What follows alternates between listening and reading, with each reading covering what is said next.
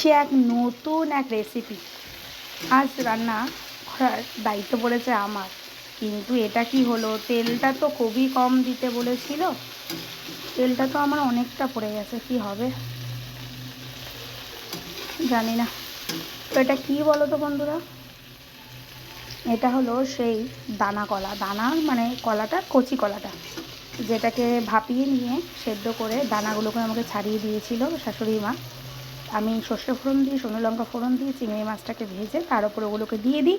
তারপরে নুন, সামান্য একটু চিনি, সামান্য একটু হলুদ দিয়ে নেড়ে চেড়ে এরমভাবে তেলটাকে তুলে নিয়ে, দেখো কতটা তেল, সাড়ে সর্বনাশ, আরও তেল বেরোচ্ছে দেখো।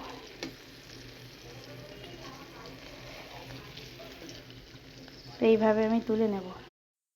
কেমন হয়েছে জানি না, আদৌ সবার ভালো লাগবে কি সেটাও জানি না। শাশুড়ি মা রান্না করেছিল তখন কিন্তু খুব ভালো হয়েছিল। তো চলো খাওয়া দাওয়ার পর তোমাদেরকে জানাবো হ্যাঁ কেমন লেগেছে তাদের। ততক্ষণের জন্য সুস্থ থাকো, ভালো থাকো, আর আমার ভিডিওগুলো দেখতে থাকো। চলো টাটা।